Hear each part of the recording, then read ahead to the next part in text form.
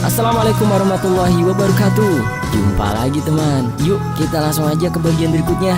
Tapi biasa, sebelum kita masuk ke bagian berikutnya, kita berdoa dulu ya. Bismillahirrahmanirrahim. Allahumma sholli ala sayyidina Muhammad sallallahu alaihi wasallam. Oke teman-teman, kita masuk ke cerita. Untuk sementara belum ada cerita panjang. Narasumbernya masih belum lengkap. Jadi diceritain cerita singkat dari pengalaman salah satu teman dulu ya. Semoga menghibur penggemar kisah horor. Bismillahirrahmanirrahim. Tahun 2014. Di dekat rumahku ada sebuah rumah tua. Dulunya rumah itu adalah milik salah satu orang kaya. Ada dua rumah yang digandeng menjadi satu bagian. Yang di depan dijadikan toko sembako dan yang sebelah dijadikan rumah. Tapi sejak 10 tahun lalu, rumah itu dibiarkan kosong. Tidak ada penerangan jika malam dan tidak ada yang merawat di siang hari. Tumbuhan liar dibiarkan menjalari pagar rumah. Sebagian tembok sudah mengusam dan terkelupas karena waktu. Pohon alpukat sudah membesar seolah menutupi bayangan seluruh bagian rumah. Perabotan di dalam rumah sebagian besar sudah hilang. Ada yang mungkin diambil orang atau dibawa pemiliknya sebelum pindah rumah. Yang tersisa tinggal sebuah kursi kayu yang dibiarkan menghadap sudut tembok. Memang tak terlihat dari luar, tapi jika diintip dari jendela akan tampak. Aku, sebut saja namaku, Agung, tinggal tak jauh dari rumah tua itu. Sebenarnya aku agak menghindari dekat-dekat dengan rumah itu karena kata beberapa orang, ada penunggu yang kerap menampakkan diri bahkan di siang hari. Sampai suatu hari, ada sebuah rental PlayStation 3 yang baru dibuka di desaku. Kebetulan lokasinya berada di seberang rumah tua itu. Namanya rental Pak Waji. Sejak baru dibuka, rental PS3 itu terus ramai. Ada beberapa anak yang bahkan sampai order untuk bisa mendapat giliran main PS. Karena tak ingin ketinggalan, aku dan kelima temanku, Zain, Rama, Wafa, Kolbi, dan Adit ikut order. Sayangnya, karena terlambat pesan, kita dapat jatah main PS jam setengah 11 malam. Kebetulan rental itu buka sampai jam 4 pagi. Akhirnya kita tetap menyewa, langsung 5 jam. Malam harinya, setelah berkumpul di pos ronda, kita berenam akhirnya berangkat ke rental PS3. Kita sepakat akan membuat mode game league, supaya semua tim bisa bertemu. Sambil berjalan, Rama dan Wafa mengatur setiap pemain nanti akan menggunakan tim apa saja. Tepat pukul 22.15, kita berenam sampai di rental PS Pak Waji. Rama yang sudah tidak sabar langsung menyiapkan diri duduk di belakang anak yang sedang bermain. Kebetulan aku kenal Mas Tommy dan Mas Pian. Jam 22.35 kita berenam akhirnya mulai mendapat giliran. Seperti biasanya, permainan sepak bola di PS selalu seru. Agar tidak lama menunggu, kita atur setiap game hanya berlangsung 10 menit. Setelah satu putaran liga selesai, kita ganti dengan mode cup. Pertandingan ini dibuat lebih lama dengan durasi 15 menit. Partai final mempertemukan Rama dan Wafa karena ingin pertandingan berlangsung lama. Keduanya sepakat menaikkan waktu di pertandingan menjadi 20 menit. Karena masih lama, aku, Zen, Kolbi, dan Adit memilih duduk di depan halaman rental PS. Kebetulan ada kursi panjang. Kursi itu mepet di dinding rental PS karena hanya muat untuk 3 orang. Akhirnya aku pun berdiri sambil bersandar ke dinding rumah tua yang berada di seberang rental PS. "Lek ono sing ngadeg yo ora penak, sik tak golekno kursi," kata Kolbi. Kolbi tampak celingak-celinguk di dekat rental PS, tapi tidak menemukan kursi. Dia kemudian melirik ke arah jendela yang ada di belakangku. Kolbi melihat ada kursi yang berdiri di dalam rumah. Tanpa banyak berpikir, Kolbi langsung masuk ke dalam rumah tua. "Kateng neng di Kol?" tanyaku.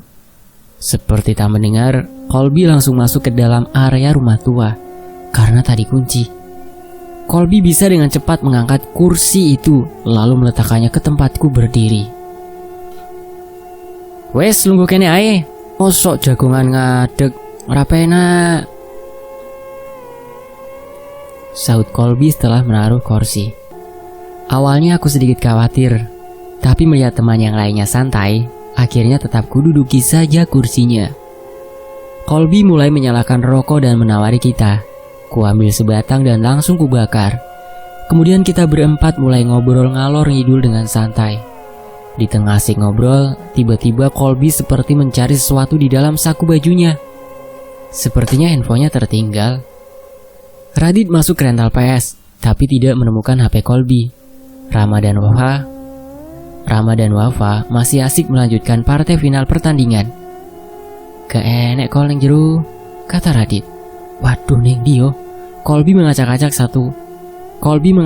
saku jaket dan celananya. Colby kemudian berdiri.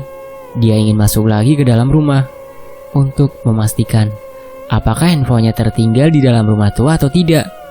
Sesaat setelah berdiri, entah apa yang dilihatnya, Colby berteriak sambil menunjuk jendela yang ada di belakang kepalaku. Kebetulan di belakang kepalaku ada jendela yang tertutupi jaring besi dan langsung menghadap ke ruang tamu rumah tua. Colby langsung berlari, diikuti Radit dan Zen yang ikut berlari. Karena mereka berlari, aku pun beranjak dari kursi. Tiba-tiba, aku merasakan ada tangan dengan kuku tajam yang seolah keluar dari jendela dan membekap mulutku. Tanpa menoleh ke belakang, aku langsung berlari menjauh mengejar teman-teman yang sudah jauh. Kita berempat kemudian berhenti di pos ronda. Kebetulan ada dua orang tua di sana. Setelah mengatur nafas, aku bertanya kepada Colby tentang apa yang dilihatnya.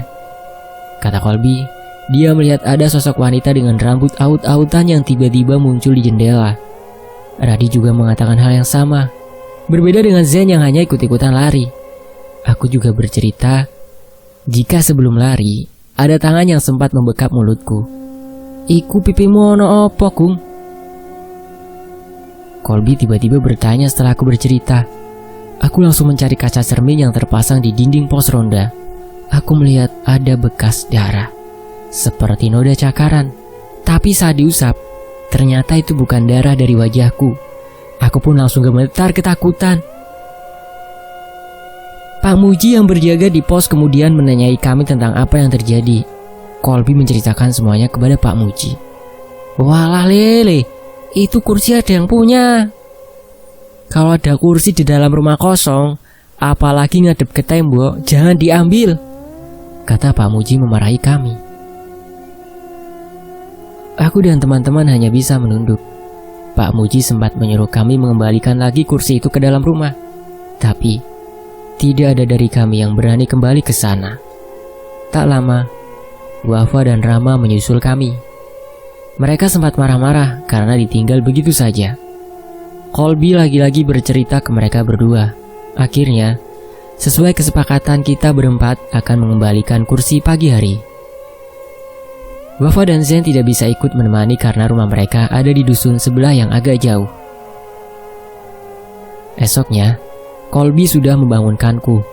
Malam itu aku menginap di rumahnya. Di luar rumah, Rama dan Radit sudah siap ternyata. Karena jam 7 mereka harus membantu orang tuanya menyadap karet. Kita berempat kemudian berangkat ke rumah tua. Anehnya, kursi yang harusnya berada di pinggir dinding ternyata sudah tidak ada. Colby mencoba mengintip dari balik jendela berjaring besi. Ternyata kursi itu sudah berada kursinya.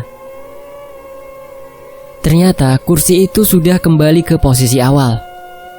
Seperti seolah kursinya tidak pernah beranjak dari tempat itu.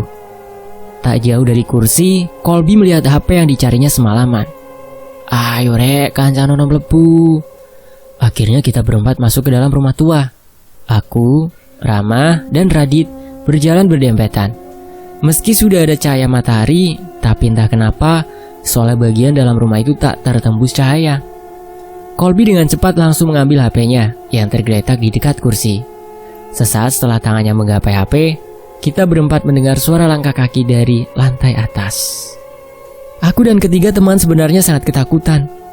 Radit sudah siap-siap berlari, Tapi kita juga penasaran, siapa kira-kira yang pagi-pagi sudah ada di sana? Suara langkah semakin dekat. Kita berempat lalu melirik ke arah anak tangga. Ada seorang perempuan yang berdiri di sana, dengan gaun putih dan rambut panjang yang mengembang, bercampur hitam dan rambut beruban. Matanya lalu melirik ke kita sambil mengembangkan senyum yang mengerikan. Aku, Colby dan Rama langsung berlari. Radit sempat mematung, tapi akhirnya diangkat oleh Colby. Sebisa mungkin kita keluar dari rumah dan lari menjauhi rumah tersebut. Sejak saat itu, tidak ada dari kita berempat yang berani mendekati rumah itu lagi. Pernah suatu waktu Radit berusaha mengambil layang-layang yang tersangkut di pohon alpukatnya, dan wanita itu kembali muncul. Radit nyaris jatuh dari pohon karena kaget.